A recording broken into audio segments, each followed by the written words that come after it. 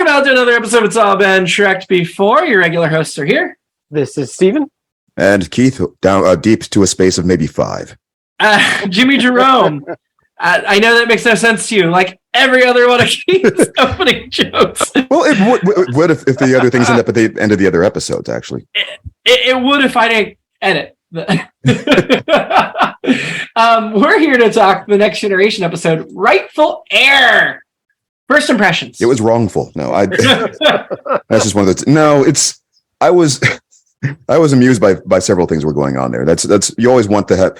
I mean, you foreshadowed this one once, or you hinted that there was going to be coming up, and it's funny it's fun to me when you have those deities show up, and you have the opportunity to start testing them scientifically in some way, and have that kind of what is the test going to be? How are they going to pass or fail it? How offended is the god going to be by what's going on? And there's something very likable about the interplay. It seemed to make sense.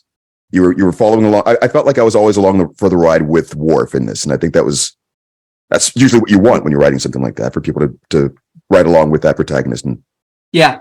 So you guys know generally I come in a little not excited about Klingon episodes, although I like the Q episodes I've got. That's because you haven't got to the DS9 Klingon episodes. Yeah, they're awesome. But I've gotten more and more amenable to them. This one has elements of both parts of that. I think at the end I ended up enjoying it, and and I'll just generally speaking, again, I'm the one who's like, just tell me what the mystery is. Don't. But this one, it was not surprising, but it was also satisfying. Mm-hmm. So I actually like that, and in the analogies, at least to me, to religion and modern politics, and I shouldn't say modern politics, just politics in general. Yeah. Cults of personality. I thought were really pretty well done here, and the way they wove that into a episodic television, I thought was pretty good actually. So I think I ended up liking this a lot more than I started with. What I started with was, oh boy. I don't know that. I don't know that I loved it, but I ended up liking it a lot more than I thought I would. That's for sure. Yeah. I hadn't seen this before. Okay. But I mentioned this is the only episode that Kallus appears in, besides in the original series, that like Figment or whatever on the planet. But Kallus as a character exists. He's mentioned in future episodes of Next Gen DS9. He exists in a lot of novels. This novel, Star Trek Kallus? I always say Kahless. It's Kahless. It's Kahless. I always said Kallus, but it's Kahless. That's how they pronounce it. I think that too. This novel is not about this episode. This is another adventure with Picard and Worf and Kallus. So basically they find a scroll that says his whole battle with Molar is BS. And so the memories implanted to him by the clerks, were they true or not?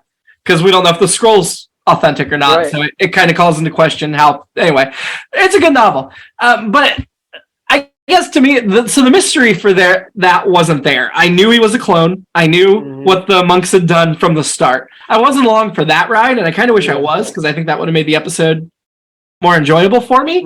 Instead, I found it kind of middling. I liked aspects of it, the questioning of the faith, the thinking about...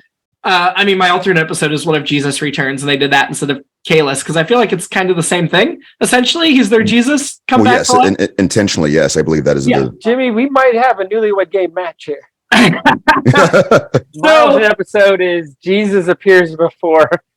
Oh, no, close. Jesus appears before Data, and he just tells him, sorry, I'm late. I had Jesus appears in the butt, Bob. Oh. Yes. Yes. No, that's... I think that was a myth. Did it ever actually happen? For 600. No. Anyway. There were some things that kind of fell apart for me on it. I feel like they took some shortcuts to fit it into a 40-minute story, and those things bothered me. So I think maybe I came down as this is a middling episode that could have been better.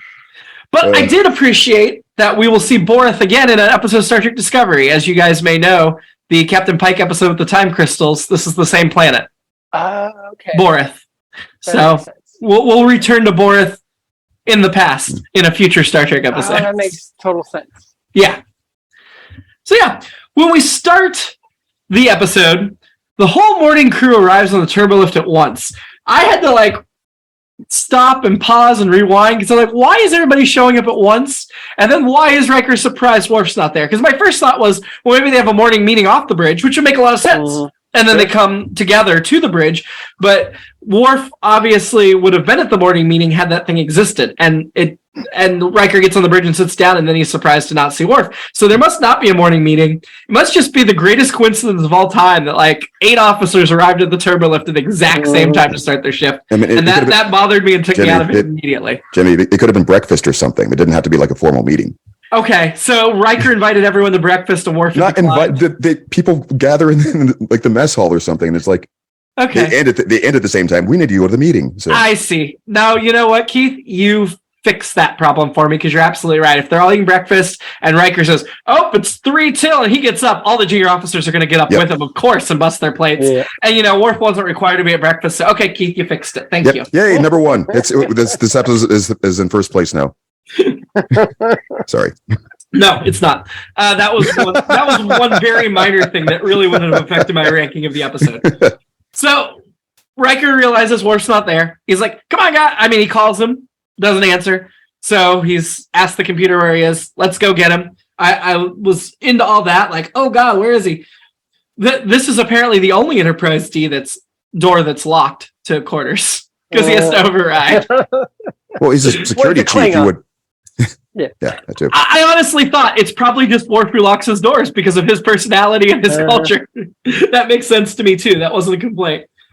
And then we find Worf all sweaty with his eyes crossed. So Picard then chews out Worf, which I was a little disappointed by. I feel like he should have asked a couple more questions before he's just like, "This is unacceptable," when your personal life bleeds in. I thought he did let Worf tell his, and I have this in quotation marks, story. Yeah. I appreciated him letting him tell his story and then being like, "That's great, but no." See, I thought he let him tell a story after he started chewing him out, and then he stopped chewing him out, and he's like, "Okay, you gotta get together. I'll give you leave." But right. I understand that, but I think at this point, Worf has earned himself a little more leash than what Picard gave him here. I think chewing out is a kind of an exaggeration here. I mean, it was my read on it was that it was like one of those they stilted a bit at the beginning. Those scenes where he's come in, we need to be formal for a bit, but I'm going to noticeably relax in just another sentence or so. I'm framing it as for newcomers as this is a serious situation. We're in the military, but I'm also compassionate. That kind of. Maybe in the sense that is some sort of shortcut for characterization purposes and so on. But they didn't quite. It didn't feel like he was the Picard who had accompanied him on those, the emissary missions. What was he called at the time? When Picard was the arbiter of succession. Yeah. Okay, yeah. So you know what I'm talking about, that kind of thing. But I felt like he was immediately compassionate, like within probably before the sentence even ended. It's sort of like. I even thought he was overly compassionate, but I appreciate that. And I think that speaks to him being like, all right, you know what? I don't dig what's going on here, but I understand more than most, and you're one of my guys. So you know what? I think that this we're kind of zeroing on one of the problems. It felt like how you get to these episodes where it feels like the person writing it didn't really know everything that had happened between all the characters, and this was he's filling some sort of pigeonhole where he needs to play this role as the senior officer who's doing these things. But religion, he is right. Oh, this is so important. Religion, establishing the reverence of the person who wrote it, or the way that this is supposed to come across to the audience in that sense. Now, Keith, I'm about to destroy that theory because this was story by James Brooks, and this is his only IMDb credit, so clearly a fan that submitted a script, and then teleplay by Ron D. Moore, who's one of the key people on Next Gen at this point. What? Yeah. Sorry. It was a good theory. It just didn't hold up once I told you who wrote the episode. But I will say, in that same scene, what you're talking about of not knowing everything, Picard takes the time to fill in and Worf takes the time to fill in the audience of, oh yeah, Worf's like, remember when I was on that planet with the teenage Klingons? That's been bothering me. So let me just give you a little exposition about the previous episodes that pertain to this, and then we'll move on. I'm glad you brought that up. I actually kind of liked that. It's like, hey, suddenly here's some continuity. And I thought that Data was going to bring up some continuity as well, because it sort of linked back to that episode with him and his role in it. Yes. But did they ever finish that debrief? So maybe that's the Ronald D. Moore aspect of it. Yeah, maybe. I appreciated the tie back. This is how you do a procedural in this era. Actually tie it to something, but then you have to remind audiences what you're tying it to. I don't know. I still feel like the one credit guys are saying it just felt like he was. Here's some. But then Ron Moore wrote the teleplay, so even if he was, you fix that, right? I don't know. Well. I think we give too much credit to how much time that he personally probably spent on it. He's probably just kind of like, here's this thing, guys. Here, writer's room, kind of. Well, I don't know. This was his job, and at this point, Ron Moore was still one of the younger guys trying to prove himself, right? Because he's moved up the ladder, but he's still reporting to senior people. He earns his place after this. I don't know that I agree with that. I think what we're seeing here then is more evidence of the DC Fontana long game. Let's just blame her. I mean, she was gone from the show for like 5 years by this point, but let's just go ahead and blame her. I told you that this is all the she writes under different names. She's James E. Brooks. It could be. Could be. I think if we look at the anagrams, we'll probably find something in there. But anyway. It spells Kosovo was a con. I don't understand what that means. Lord. I don't know. There was a K in there. Brooks. Anyway, I didn't have anything. Worf is trying to summon Kallus, which, okay, I guess. Like, I guess that's his version of praying, like trying to make that connection. Right. Like, he doesn't expect him to physically appear, but trying to summon him in his mind to talk to is what I was taking from that. That's what. Okay, there it is. This is more. All right, this is more of what made it feel like something just isn't quite right with the way it's being written. The reason why he had to use real fire and not just do it in the holodeck was in case Kahless actually appeared. Yeah. Which, I mean, it felt very much like, just a kid sort of experimenting with candle lighting and just, I'm reading this witchcraft book, or I'm doing something with tarot cards or something like that. It's kind of like, I'm light as a feather, stiff as a board. I need to make this as close as possible, follow this recipe. So it didn't feel like, but this is my point. It shouldn't feel like that, but it really did. See, I didn't feel like that. I felt like Worf was going authentic because he did, not necessarily that he believes Kallus is going to physically appear to him, but that's part of the ritual. And if you have but the effort, it's never going to feel authentic. And he's trying to make an authentic connection, whether he believes it's physically going to be real or not. Right. And so to me, that was just a testament of his deeply held beliefs. I thought it was kind of a connection to like the Native Americans that do the peyote. But yeah, I mean, it was kind of along those lines. The original script, he was smoking a drug, and they cut it for censorship reasons. Yeah. Nah, I made that up. Oh, no, I made that up. That was so believable. I was going to say, if they did, we would, because we have to maintain a spiritual journey or some sort, or a walkabout. Right. But right, I wouldn't say that the whole point was that it wasn't a deeply held belief.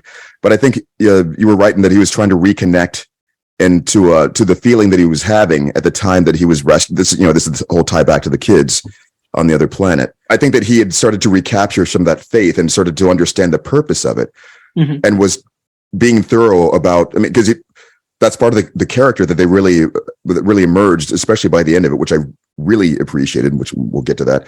That he is above board on all of it. He's not going to take any shortcuts. Has to be done this way, and he was hoping that following through with the ritual thoroughly was going to help him recapture that feeling of faith that he had gone missing, so to speak. Oh, totally. Flagged. So we get to Boreth, and they're in a cave church that looks pretty darn cool. Speaking of Boreth, I always talk about how much I love the matte paintings, especially on TNG, but also, TOS, but TNG does it really well too. I thought this was one of the worst ones. It reminded me, and I might have the wrong animated series, but the very opening of Aqua Teen Hunger Force before they jump into the song. It reminded me of that, even though I don't think that's a matte, but it reminded me of the same kind of the brick like the wall music they played every time too. No, Aqua Teen Hunger Force always opens with that mansion, like in New Jersey or whatever. Oh, there, yeah. You're talking about the cold open. Yeah, that's what. Yeah, before it goes into my name. Yeah. Yeah. But did you see the Yeti hidden in the painting? I did not. In Aqua Teen? No, in this episode. Obviously, I made that up too. Okay. The kid in the cave has a vision, Which, I mean, calm down, kid. Nobody's believing you. You're just That's what I thought. I attention was like, seeking. did any of you guys believe he actually saw him? I thought, yeah, that's. I mean, Worf seemed to, because he's given up after only 10 days there. Yeah. Only 10 days there. That's a long time. I'm glad they had that passage of time. I'm glad it wasn't his first day. Right. When we catch back up with him. A couple Worf was things about very that. Jealous of him. Yeah. Well, first, just hearing the priest's reaction immediately made me think that, okay, the kid just kind of wanted this to be over. Mm-hmm. It's like your assignment. You have to stay here until you see the guy. Oh wow! I saw him. I can go to bed now. All right. Well, I guess I will if I have to. I wanted to keep going, but I guess I'm done. And the passage of time thing was a great gag that I always loved. We're doing a flashback, and the characters have to talk about how much time has passed. To say it's 1993 because of there's somebody on the radio is saying that, and just bringing up in conversations. You've been here for exactly 10 days. And it's like several times it would it's been 3 days later now. And in the script in this episode. It made me think of, I had a friend who went to, you guys may or may not know, the Mansfield prison is supposed to be a big ghost site. And they have people go through there. Yeah. A friend of mine went there. He was like, do you want to go? I said, no. So he went and I said, did you see any ghosts? He's like, no, but we ran into one of the guys that runs it, and he was like, oh man, we saw so many ghosts right over here. You just missed it. And it made me think the same thing. The Divock was like, you didn't see that? Oh man, he was right here. You shouldn't. But the other thing about that is that the actor is Charles Eston. I'm like, I know this guy. I was just going to bring that up. Yeah. The best I know him from, and you guys may know him from something else, was from The New Adventures of Old Christine. He was with JLD, Julia Louis-Dreyfus. Oh yeah. The goat. He was her former brother-in-law, I think. He was just in 2 episodes. Yeah, he was her former brother-in-law, and they hooked up. In my mind, he was in several, but he's only in 2, yeah. I did not remember from that. I remembered it from Nashville, which I think I watched just the first season of. Yeah. Also known for The Postman, Swing Vote, 13 Days. I'm surprised to see he only has 55 credits. I feel like I've seen him around enough. I expected more. Only. Yeah, seriously. I mean, he's been in Enlightened, Wilford, Big Love, all shows I've watched. So maybe and I watched New Christine as well. So maybe it's just that he's done a lot of he did 8 episodes of The Office. Oh yeah, Pam dated him, Josh Porter. Yeah, he's the guy in the not Scranton. Or not. Did Pam? He's in the Stanford office. Him, maybe not. He's the guy who screws them all because he leaves after they promote him from the Stanford office. Yes. Yeah. Oh, I completely forgot that. Yes. I know him from there even more. The end of season 2 and all season 3. Yeah. So, just he's been around a lot. He was in the Drew Carey show back in the day for a couple episodes. Oh. So, I like him as well. Career. And I was excited to see him in this. He will do an episode of Voyager as a different character. But yeah. I will say that doesn't count as an authentic only because of the actual 55. Yeah. Well, no. I mean, lonely for him. I expected more. Yes, that's what I was trying to say. That it doesn't count because you were the context was like a compliment. Yeah, exactly. Like John Cazale. Well, he's in 5 movies. They were all nominated for Best Picture. It should also be mentioned that the lead Klingon priest, I guess you could call him, Koroth, was played by Alan Oppenheimer. Yeah. 334 credits on IMDb. Yeah. Only 334 credits. Best known for the film Westworld, where he played the chief supervisor back in 1973. Yeah. Also did Skeletor and He-Man cartoons and so many things. Also, to bring it back to us, which is also always very important to me, he was in Freaky Friday, which we did a very special episode of. So, he was in Toy Story 4 recently. So he's still around, still active. Yeah. Yep. 334. I don't know if I've seen anybody with that many credits other than like people that are purely voice actors. Mm-hmm. I mean, he has a lot of voice acting credits too, but he has a fair number of live action as well. Only fair though. He padded most of it with voice acting. I'm pretty sure. A Star Trek video game. He'll play a different character in an episode of DS9, a different character episode of Voyager. In fact, I think the DS9 episode, he might be a Klingon looking at the character's name, Keong, Captain Keong. No, that's season 2, so I don't think there's Klingons in season 2. I don't know. We'll find out next season. But yeah, Alan Oppenheimer, well-known, wonderful actor. If you see his picture, you'll be like, oh, yeah, that guy. Yeah. He's one of those guys, for sure. Was Koroth. So they're at Boreth because apparently 15 centuries ago, Collis was like, hey, I'm going to come back at that spot. He did the Babe Ruth point to the fences. That's where I'm going to be. So these Klingons left their home planet and went to this. Called his shot. Yep. Yeah. Went to this moon in some faraway solar system. Not that far away, but like it's still Klingon space. But I think that's interesting that it's just, yeah. There's like the Jackie Gleason thing. Sorry. I'm going to the moon. Is the point of the shot. Moon, Alice. One of these days. I'm sure you guys all thought the same thing as soon as Kalis returned. There's something not right here. And actually, the Passionate Soap folks were like, so with all the transporter technology and everything else, everyone was like, oh man, where could he have come from? Where did this guy come from? To be fair, it did not look or sound like a transporter. That's true too, because we're used to the sound. Yeah, so when he appeared, I mean, one of the first things he does is talk about, oh, Worf, yeah, I'm real because I appeared to you before. I met you when you were like 5, which I have to say, that was just a lucky guess, right? Because there's no way he could have known that. That couldn't have been part of the programmed memories. And that's one of the things that fell apart for me in this episode, was there was no good reason to explain that. Maybe Worf was in confessionals with those priests at some point during the. No, I'm sitting. Like, you could be right. You could be right. No one asked him the question I would have asked, which is like, so where have you been? Like when Jesus comes back, I'm like, what have you been doing? Yeah. No, they did. What? Did they? Yeah, Worf asked him something like that, and I think he briefly explained. Well, I can't remember because I'm on this plane now. It's something like there was 2 different planes. Now I was over here, and so now that I'm here, it doesn't. That wasn't satisfying for me. What? Why not? That was just another hint that like this is. Yeah. I don't know. I kind of liked the way that it seemed believable to me because it wasn't too specific. It seemed like if something like that had happened to me, this is pretty much how it would go. So I suddenly spontaneously appear back somewhere else, even though I know it's going to happen. And like, it's kind of fuzzy. I guess they must have been over here and it doesn't work. Or what was the name of that guy you saw appear in that field 20 years ago? Kevin Costner. No, his dad. Something. I can't remember. Yeah, that's pretty much how it happened. Yeah, that to me, I bought that as well. I'm agreeing with the story of leaving me on the cold. But man, it was convenient that. Well, first of all, I knew the high clerics were trying to pull one over on him. So when Koroth's like, I think Koroth, one of them was like, "Oh, how did you get that bat left?" And then he told the story. He's like, "That was a secret story, only we know." And it's like, I mean, that felt like they were just trying to set up and prove. Like that was part of their scheme. I would say that I bought it. Unfortunately, well, Collis going along with it. I didn't think he was shady, and he wasn't. They implanted that memory, so he wasn't just going along with the ruse. He didn't know it was a ruse. Which is why it was so believable. Yep. Yeah, but what do we think of Collis's look? With his forehead ridges, man, they were so much more than everybody else. Was that like a Neanderthal version or something?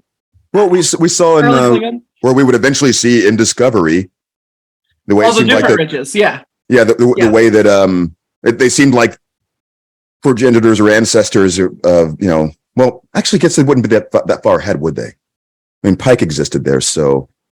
Well, as we've learned from Ruffles, the more ridges you have, the more flavor. So back in the day, they had more flavor. I liked the ridges. I thought it was different than anything we'd seen. I mean, it's only 1,500 years, which isn't a lot of evolutionary time, but I still bought it as like, oh, this is cool. It's an earlier version. But I do feel bad for the actor Kevin Conroy having to carry that much weight on his forehead because there was a lot going on. That was Kevin Conroy? Conway, sorry. Kevin Conway. Oh my God. I misspoke. Kevin Conway, the actor-director best known for Gettysburg, 13 Days, again. Mercury Rising and Invincible. This is his only episode of Trek. Still around. Did The Good Wife, Person of Interest, Law and Order, Criminal Intent, Yeah, I thought I actually enjoyed his work here, and I skimmed his stuff, and I was like, I'm pretty sure, I know I've seen this guy before. I wish he came back and we got more development of that, because we get a lot of development, but not in canon so much. Well, all it takes is a little faith. He probably will be back eventually.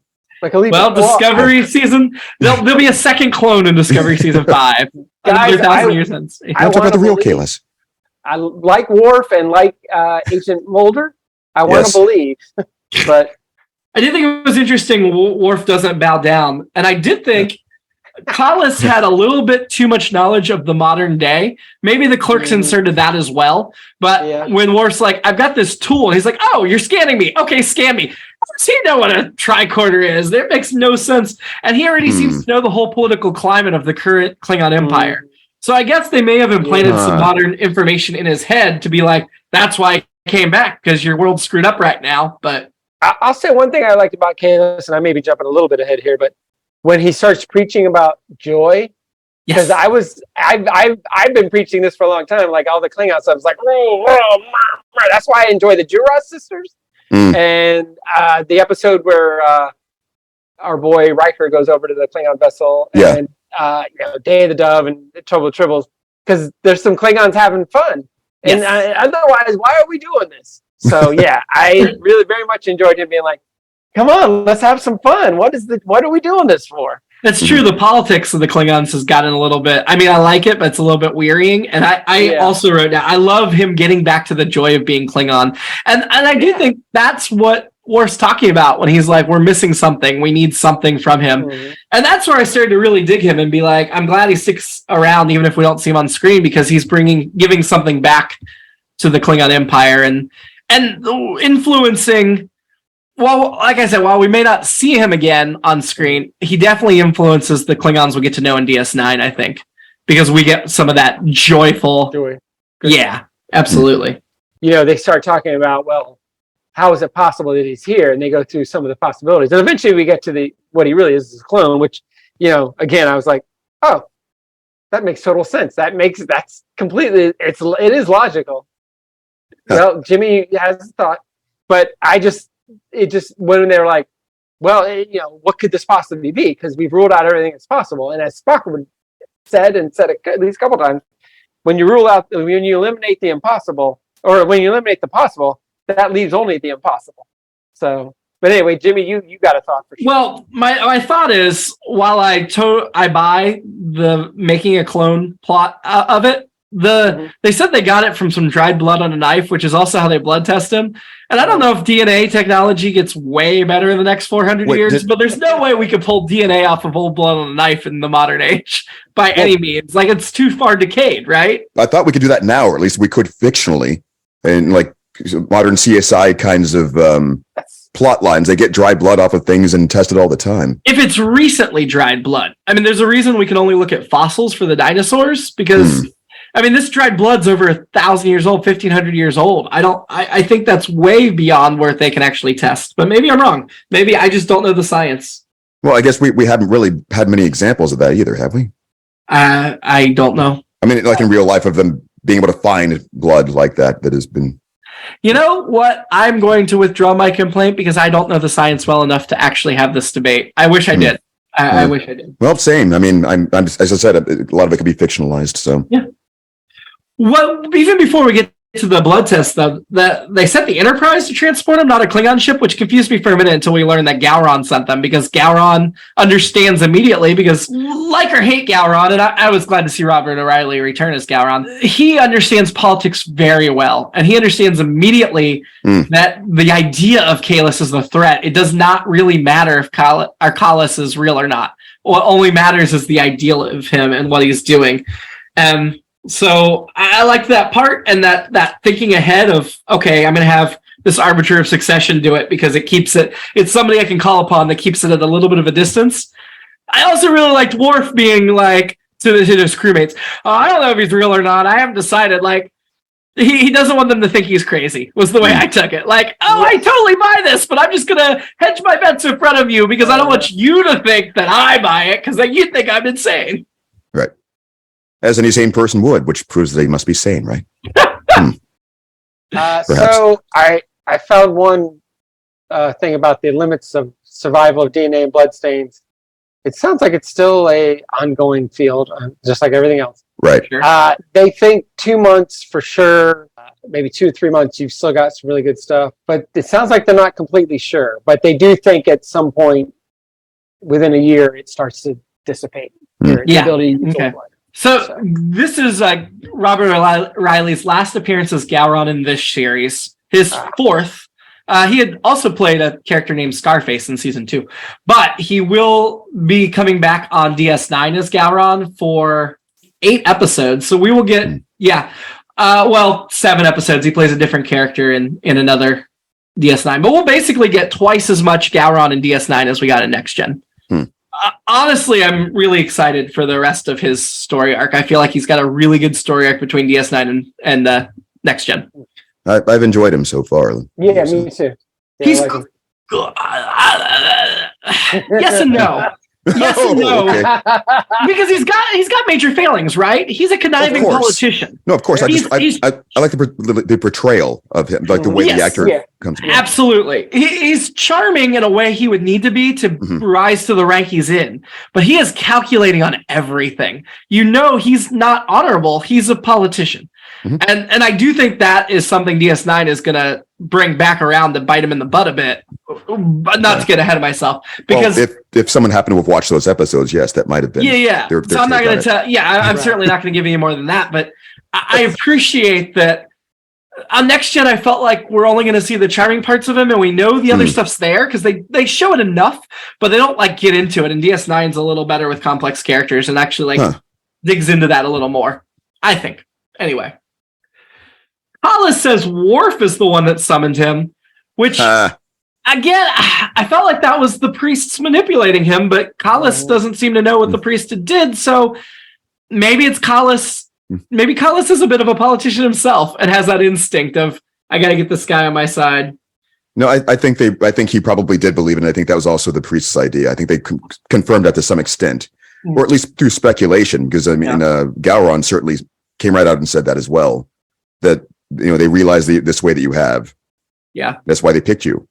Was it weird that they had a Klingon throne room on the Enterprise's holodeck for them to use? Like that they actually called it up and used it for Collis to sit on the throne? That was where he Gowron challenged him and they fought. That was on the holodeck. Huh. Actually, it was Worf's son that came up with that. Right.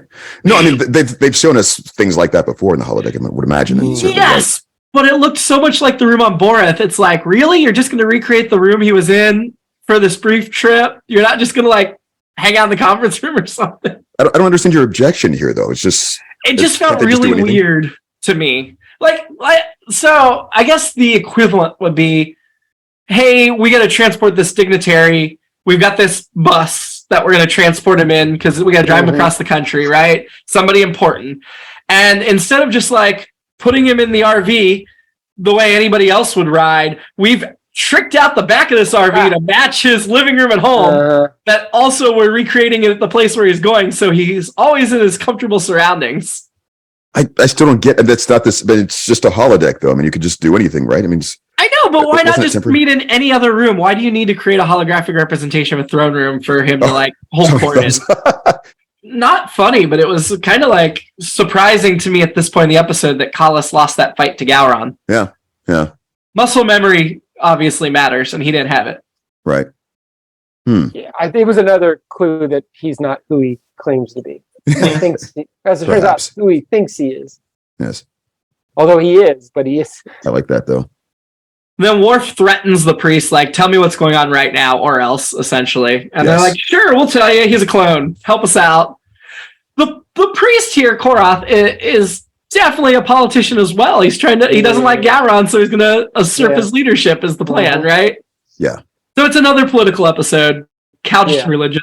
Because all throughout human history, politicians have used religion to try to manipulate people and get what they want. So why not do that in Star Trek? Wait, what? Wait, is that still happening? Yes, very much so.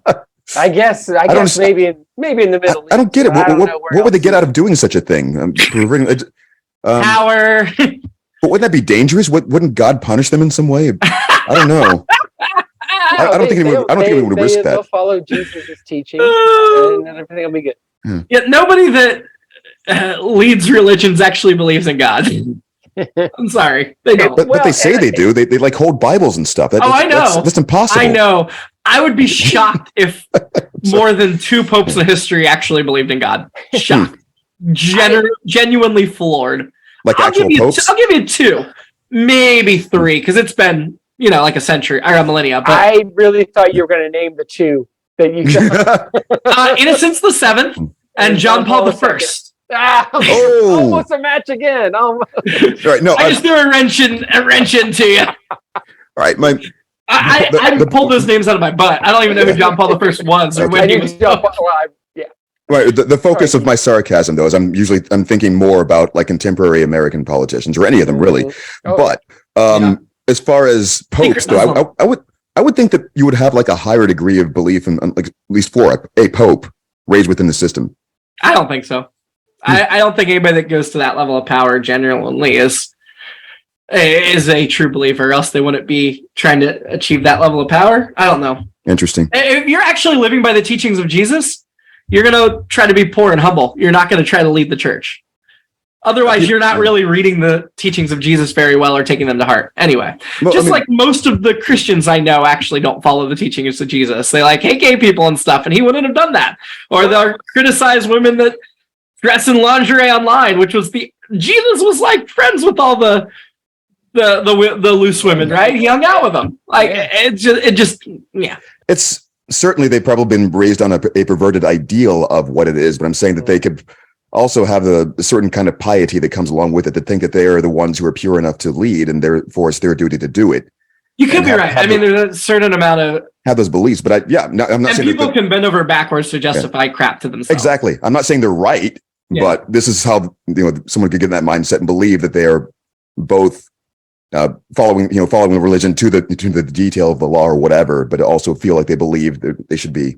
That's where I gave you the 2 or 3 popes. Which I also think that Data being the one who's like, I don't get what you're talking about. I feel like he's the guy who's asking the questions that the truth seekers ask. Mm-hmm. But I think later he also speaks to truth. Yeah, I really appreciate Data.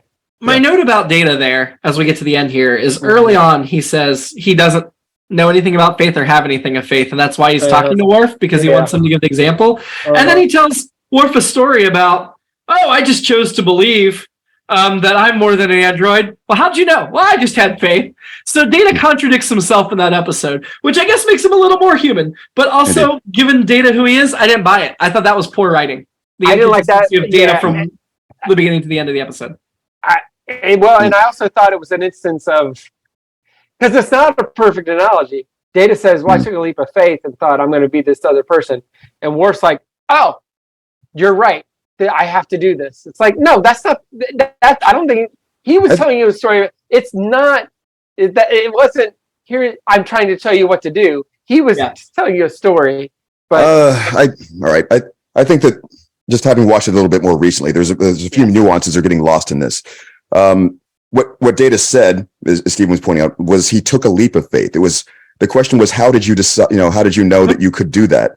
And I think the point is, for what the Data was making, was that whether or not he could be more, there was nothing else for him to try to do but do it. I mean, he couldn't really test one way or the other whether he could be more than what his programming was. So why not just try? He took a leap of faith, and it's turned out that he was probably correct.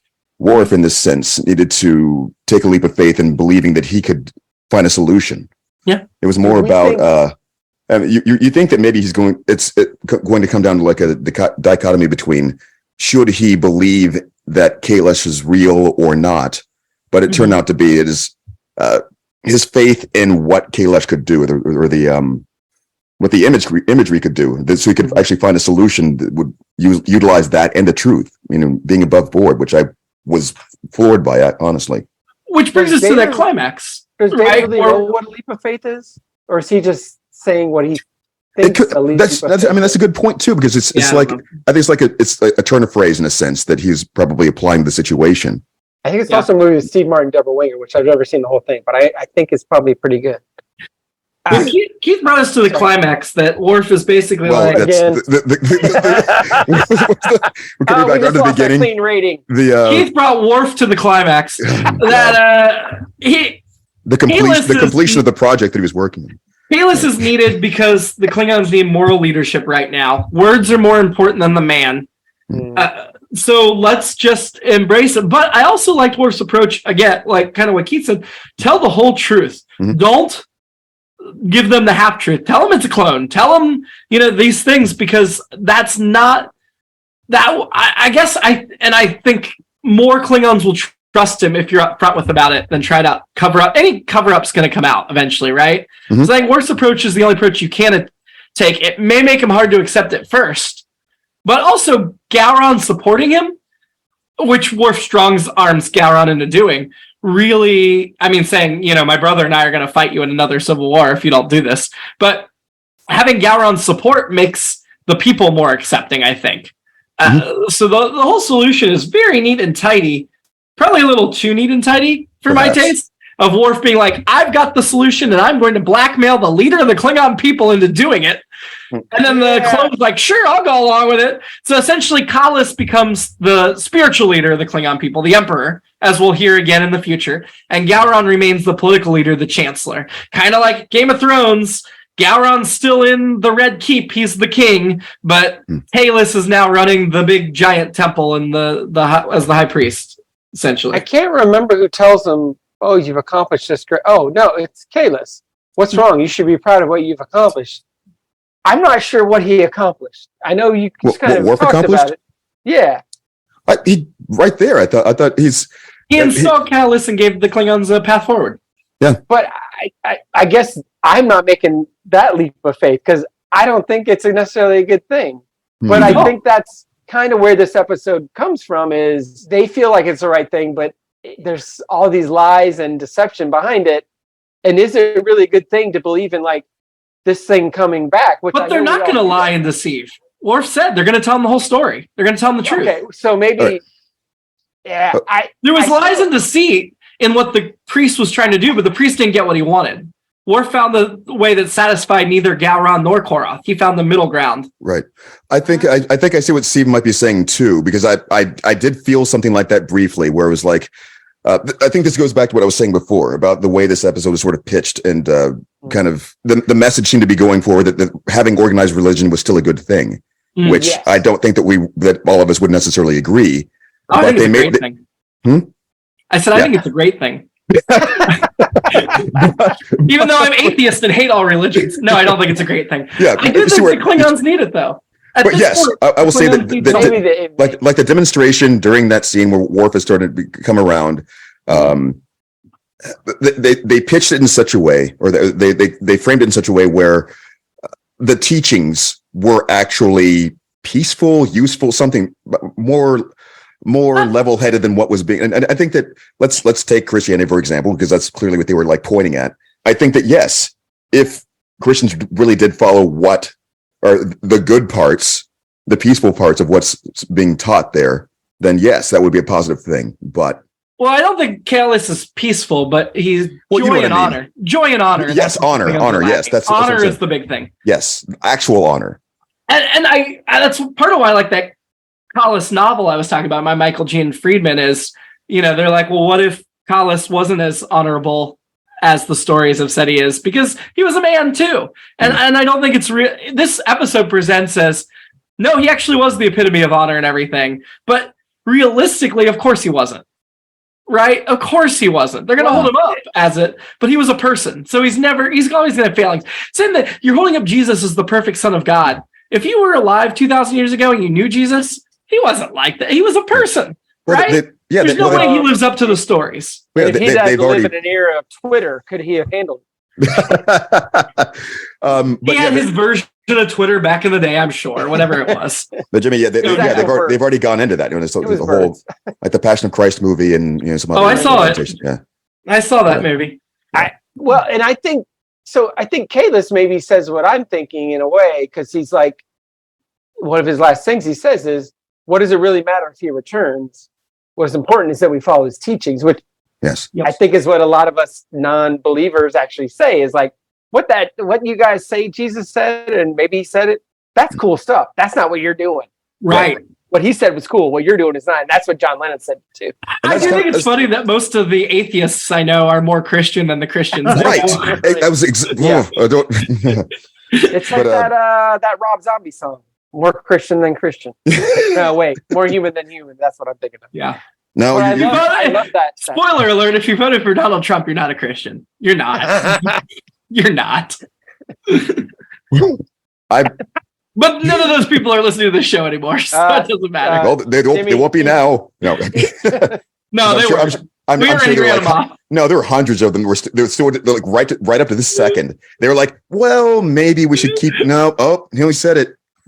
One reason I like this better among many than there's many reasons, many things I like better, and many reasons why. Then I like many things than The Rise of Skywalker. But essentially, this episode starts out with, and it's even kind of said like, well, somehow Kalis has returned, which is the entire premise of The Rise of Skywalker and Palpatine coming back, which is, I could do 10 hours on that. A clone. There you go. Well, right. Well, yeah. Well, Palpatine's a clone. There you go. Yeah, hundreds of clones. Yeah. Maybe there was even a Clone Wars. What this? Oh my God! Wait, did they have cloning technology in Star Wars? Could that have been possible? I don't know. You know what? In the fan community, that's all they talk about. But what made me intrigued about it, and what this episode, sorry, not Rise of Skywalker, was there were, and I feel like there's many times it's happened in the Superman legacies or history, the return of Pa Kent. And I know when I was reading Action Comics, late 70s, early 80s, there was a whole arc of Pa Kent came back, and all these ways they tried to test it, and his dad was back, and of course, eventually it wasn't. But Superman kept believing it. He took a leap of faith. Also makes me think of alternatively, a different way to go with it is to go back to the Savage Curtain in TOS, was when Lincoln shows up, and Kirk's like, "Oh man, yeah, you're my guy." And he still gets upset when he gets killed again, even though he knows that's not Lincoln, or he doesn't think it's Lincoln, but in some ways it is. And of course, that's the original appearance of Kalis. One more note. I talk about false constructs again a lot. And this one I spell with a K because it's a Klingon episode, false construct. Huh. When Korath says, I think to Worf, he says, "He's our last chance. It's your choice if you want to ruin it." What a load of garbage.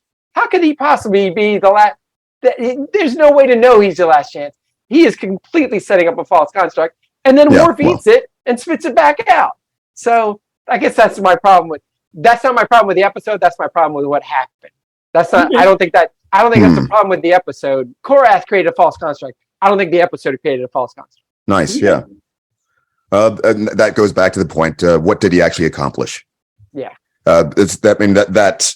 That statement in itself, saying, "Look at why aren't you proud of what you've accomplished?" is another manipulation of the same sort of. You're right. Within the same thing, I still think he accomplished something that was more positive than what was happening.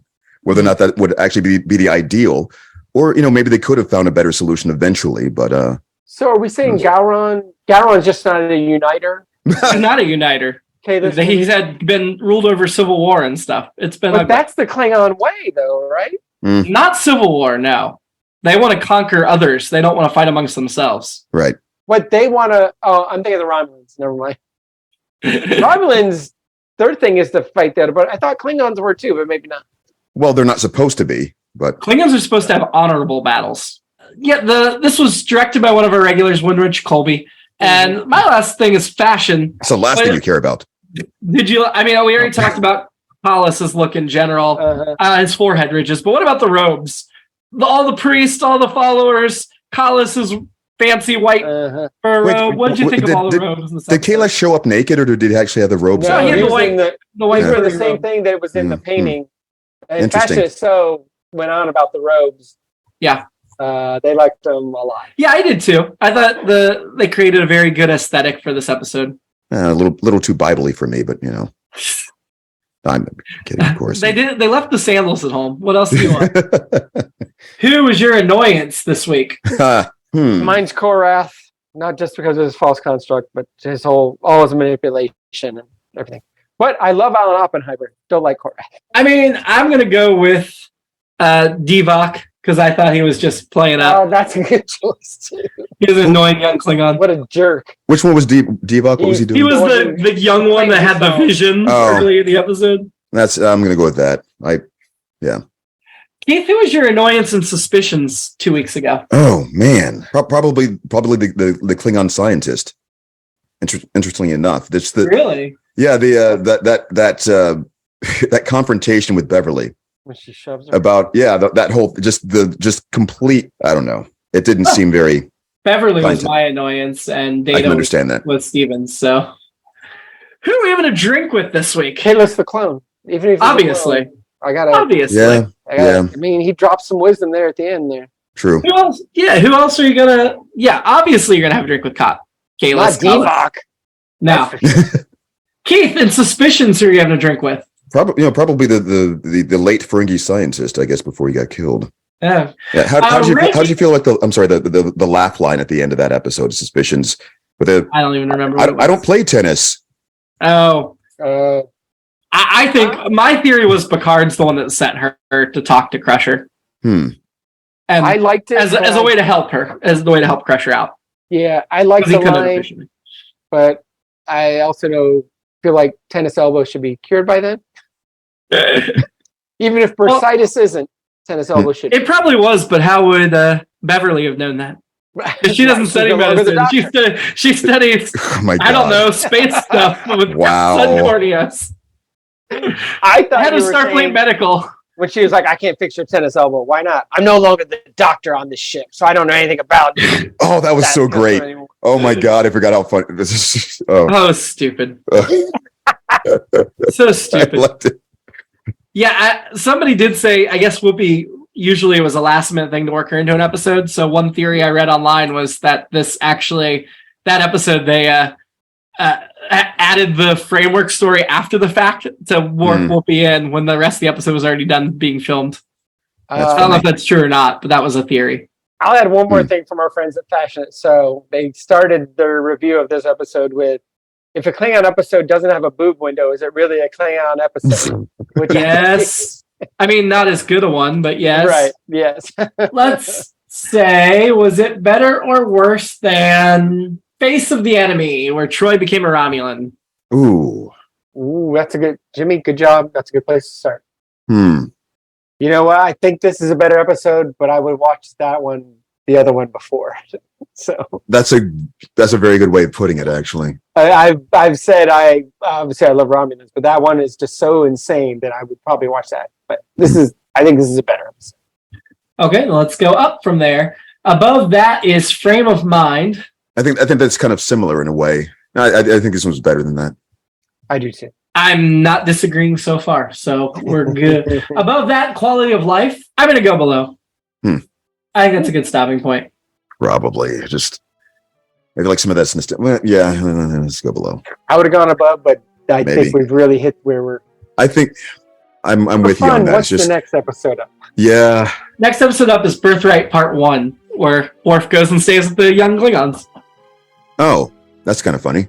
Plus Data's vision. Yeah, I know. I guess I should have started there. That's a better. Yeah, I think you're right. Yeah. And I think it would have gone below anyway, probably. I think so too. Okay, so we're going to put it below Quality of Life. Next week, we're going back to Deep Space Nine for If Wishes Were Fishes. Wait. Were Horses. While Dax investigates unusual energy reading near DS9 to see if it's dangerous for the station, people's imaginations suddenly come alive, causing chaos. Until then, live long. Why not dying? And what does Kalish do with a starship? Try to do the voices. And what does Kalish do with a starship? What's a starship? I've been asleep for 1,500 years, but I've been watching you, like Santa Claus and Prosper.